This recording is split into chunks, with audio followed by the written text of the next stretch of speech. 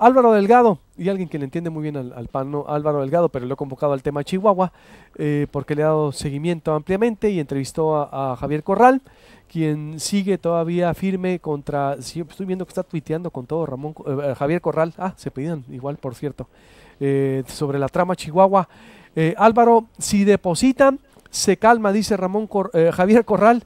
¿Y cómo has visto todo esta trama Chihuahua, Álvaro, desde tu perspectiva también y análisis y lo que te ha dicho para Proceso? Buenos días.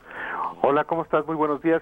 Bueno, en realidad no me lo dijo a mí en entrevista a Javier Corral este sábado, hace más de un año y medio que, hace poco menos, hace casi 9 meses, casi 10 meses, perdón, que hablé con él, después de que asesinaron a la periodista Miroslava Bridge, precisamente en Chihuahua, y no he podido hablar con él porque no quiere ya hablar conmigo, porque precisamente en noviembre publiqué un artículo en la revista Proceso en el que yo critiqué la impunidad en el caso del asesinato de Miroslava Bridge, y así como le hizo José Antonio Meade con el portal Animal Político, pues Javier Corral también amenazó con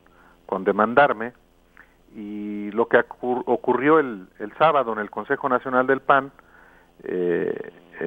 sobre lo que yo hice una nota y sobre lo que tuité, fue una breve conversación, no solamente conmigo, sino con otros compañeros periodistas, al llegar precisamente Javier Corral a la sede nacional del PAN.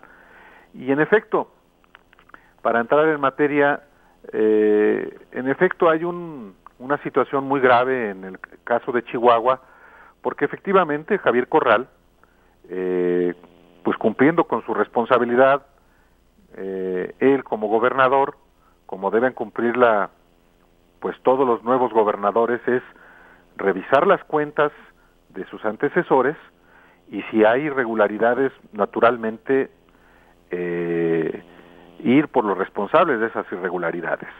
Lo que hizo Javier Corral fue hacer una investigación sobre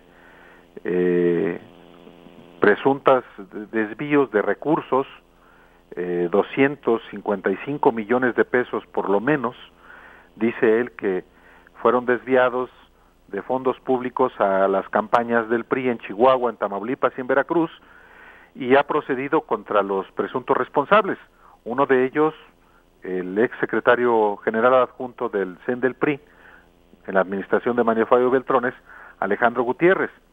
Y bueno, él dice, lo dijo la semana pasada, el lunes hizo 8 días, aquí en la Ciudad de México, que en represalia por esas acciones, por esas investigaciones, el gobierno de Enrique Peña Nieto le ha escamoteado 700 millones de pesos a Chihuahua. Ese, digamos, que es el fondo del asunto, y efectivamente es muy grave, porque si efectivamente es en represalia por las acciones que como gobierno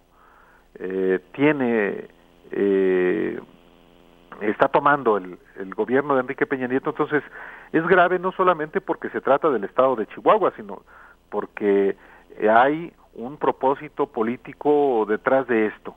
Por otra parte, está la acusación contra Corral en el sentido de que lo está utilizando desde el punto de vista político y electoral. Lo que sí es claro son estos dos hechos. Uno, que hay una investigación por desvío de recursos públicos que el gobernador está obligado a investigar, y por otra parte se ve que sí hay una represalia política por parte de Enrique Peña Nieto, y al mismo tiempo un dato que no debe perderse de vista, creo yo, amigos del auditorio, es que el exgobernador César Duarte Jaques está fuera del ámbito de las autoridades, tiene 10 órdenes de aprehensión, y el gobierno de Enrique Peña Nieto sencillamente no ha pedido la extradición a Estados Unidos, donde reside. Este es en su conjunto el panorama desde mi punto de vista que está ocurriendo en el caso de Chihuahua, y que sí se ha convertido en un asunto nacional, porque hay pues los elementos para que se constituya en un escándalo nacional, y yo creo que más allá del país, y tiene una vez más que ver con la corrupción y con la impunidad de los que ya estamos hartos los mexicanos. ¿Crees tú que vaya, o hacia dónde ves que vaya a ir esto, Álvaro? Porque yo veo que el discurso Corral lo sigue aumentando, es decir, Sí. Es en verdad fuerte. Es más, yo no había visto que a alguien se le fuera así tan fuerte a Peña Nieto en todo el sexenio, e incluso un presidente en los últimos años. Yo no tengo un discurso tan contundente, habla de la monarquía hacendaria, no lo van a doblar. En verdad de alguna manera no le tiembla la mano, Álvaro. No, así ha sido siempre Javier Corral, incendiario, estridente, un personaje que como opositor y como parlamentario, tanto en la Cámara de Diputados como en el Senado y aún al interior de su partido, por ejemplo, cuando fue candidato a la dirigencia nacional ante Ricardo Anaya, pues hacía uso de este lenguaje belicoso, estridente, incendiario, y no olvidemos cómo, por ejemplo, cuando él señaló, cuando fue candidato a presidir el PAN en agosto del 2015, acusó de todo a Ricardo Anaya, de corrupto, de ser cómplice de Enrique Peña Nieto, de avalarle todo, incluyendo ese sistema nacional anticorrupción que dejó impune al presidente de la República. Acusó a Santiago Krill de ser el verdadero operador del PAN para las reformas estructurales del país. Acusó a Gustavo Madero de ser un pillo, y ahora en este enfrentamiento con Enrique Peña Nieto ha usado ese mismo lenguaje. Y ya antes, para no olvidarnos, con Felipe Calderón mantuvo un choque muy durísimo, sobre todo un episodio, y el auditorio se acordará cuando Calderón lo llamó un cobarde, y le respondió Javier Corral llamándole que el cobarde era él. Ese, digamos, es el tono que políticamente siempre ha tenido Javier Corral. Yo lo conozco hace ya un cuarto de siglo, hace 25 años, por ejemplo, y como diputado federal en la 57 legislatura, la que fue del 97 al 2000, pues usó ese mismo lenguaje como contra Televisa, contra los medios que con razón decía él están corrompidos. Entonces, este tono es muy propio de él, también es propio del norte de la República Mexicana, no habría que escandalizarse de eso, nada más que si hay una diferencia. No es lo mismo ser parlamentario y ser opositor que estar ya en una responsabilidad ejecutiva como gobierno, responsable de darle solución a quienes votaron por él. Y en este caso, Javier Corral está naturalmente en todo su derecho, y además es una obligación legal que esclarezca el saqueo de que ha sido víctima Chihuahua por parte de priistas que lo han gobernado, y por otra parte también está en su derecho y es una obligación decir públicamente a sus gobernados cuando está recibiendo represalias por parte del gobierno federal, que en este caso, dice él, de Enrique Peña Nieto. Entonces, este tema ya cruzó, ya marcó al proceso electoral en curso, y ya es parte, va a ser parte del debate político no solamente en Chihuahua, sino en el país, que es la agenda finalmente de la corrupción y de la impunidad en México. ¿Qué tanto le va a resultar a Javier Corral y qué tanto le va a resultar benéfico o perjudicial a la alianza PAN-PRD, Movimiento Ciudadano? Eso está por verse. Sí, sin duda. ¿Y crees que, bueno, no le han depositado entonces, por lo que veo, las presiones? No. Para volver al origen de la conversación con la pregunta que me hiciste, En efecto, el sábado, en la sesión del Consejo Nacional, antes de iniciar, en esta breve charla que hubo de Javier Corral con un grupo de periodistas que ahí estábamos, él dijo claramente, si nos depositan, se acaba el problema. Es decir, si el gobierno federal deposita los 700 millones de pesos, pues no hay problema en el asunto de los recursos. Una cosa muy diferente es que se acaba el pleito con el gobierno federal. No, lo que sí son dos cosas diferentes.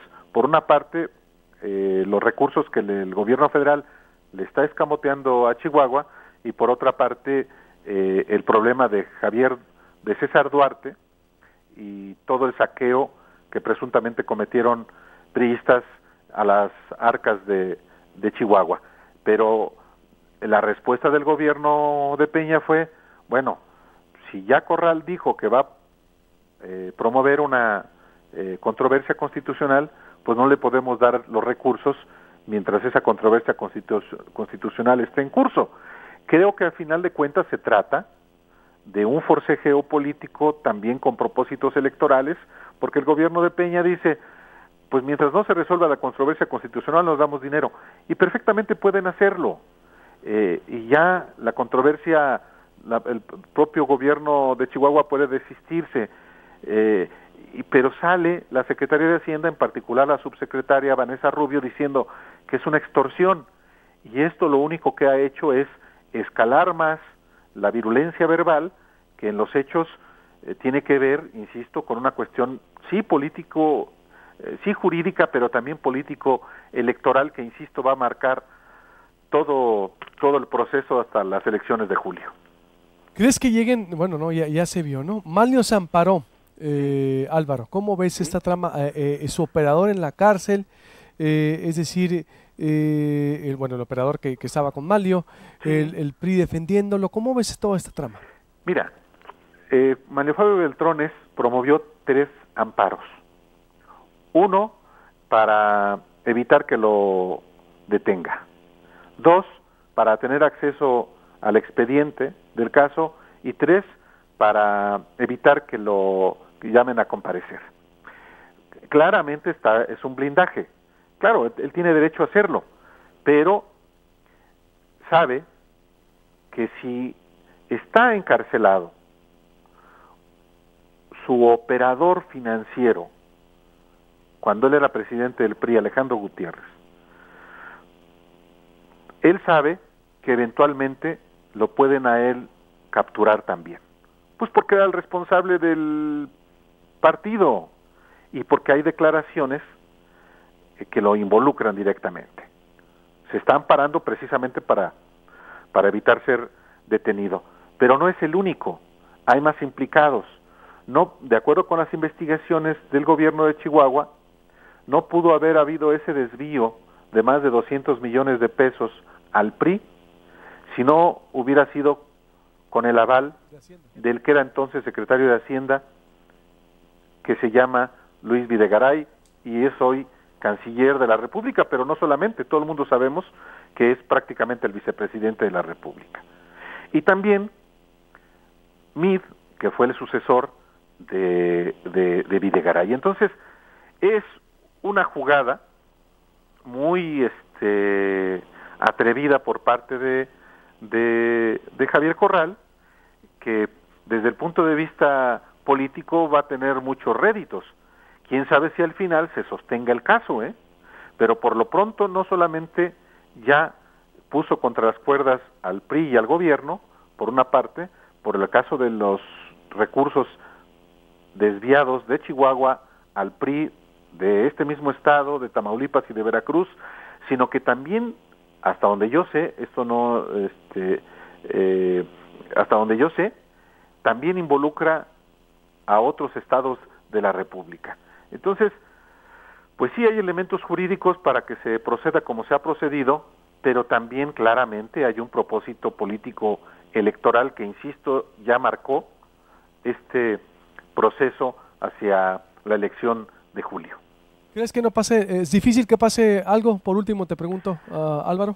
No, digo, en el sentido de que lo que debería pasar es que si se robaron los recursos, que esos recursos regresen a las arcas de donde fueron ilegalmente extraídos, y que los responsables naturalmente sean sancionados. Pero el problema es que ya se contaminó esto, y puede haber, como creo que habrá, acciones legales contra implicados, aunque no necesariamente derive en capturas. Lo que vamos a ver, quizá ya no sea capturas respecto al caso de Chihuahua, las vamos a ver en Tamaulipas, en Nayarit, en otros estados donde los gobernadores panistas o aliancistas entrantes van o en funciones van a exhibir casos de corrupción con un objetivo de favorecer lógicamente la campaña de Ricardo Anaya y de los candidatos de esta alianza PAN-PRD Movimiento Ciudadano. Entonces faltan todavía muchos episodios escandalosos para perjudicar y beneficiar política y electoralmente a los contendientes en el proceso electoral, y apenas estamos empezando. Yo creo que falta muchísimos escándalos y muchísimas cosas desagradables que vamos a ver, algunas auténticas, otras claramente montajes. Por lo pronto, en el caso de Chihuahua, hay una serie de acciones que, pues, ojalá que sean auténticas y que al final este caso que está sacudiendo a la política en el país no se derrumbe, porque entonces sí, Corral va a quedar como un político de tantos. Totalmente de acuerdo. Álvaro, como siempre, un placer enriquecer el debate y estaremos en contacto muy al pendiente de lo que escribes. Muchísimas gracias. Y bueno, Ramón Corral, no olviden, pues es el tutor político del actual presidente del PAN, Cepeda. Acuérdense que... ¿Es el qué? Perdón, ¿dijiste? El tutor político de Damián Cepeda. Exactamente. Pues sí, acuérdense que los dos fueron sancionados por el PAN de Manuel Espino. Uh-huh. Ese es un antecedente interesante que no había que olvidar. Ellos dos fueron prácticamente expulsados del PAN y lograron recuperar sus derechos cuando el presidente del PAN era Manuel Espino, alguien que temporalmente se refugió ahí en Sonora. Tienes razón, el contexto, lo que pasa es que vino a hacer unas declaraciones ahí incendiarias contra Padres, pero siempre no se sostiene, que siempre sí, que siempre no. Se veía como el proyecto político apadrinado por Damián Cepeda, pero ahora dice que no es un payaso. Bueno, se anda haciendo bola con sus mismos dichos, ¿eh? No se sostiene. Va a ser senador. ¿Sí? ¿Tú lo ves? Pues ¿O que va a ser en el ostracismo, ¿no? Sí, totalmente. Pues sí, y ahora que está en la presidencia del PAN, su pupilo, pues esa es su tirada. Uh-huh. De hacerlo senador. Claro. Pues se va a poner interesante y es precisamente la división que está aquí, mi apreciado Álvaro, como siempre. Te agradezco mucho. Gracias. Hasta luego, buen día.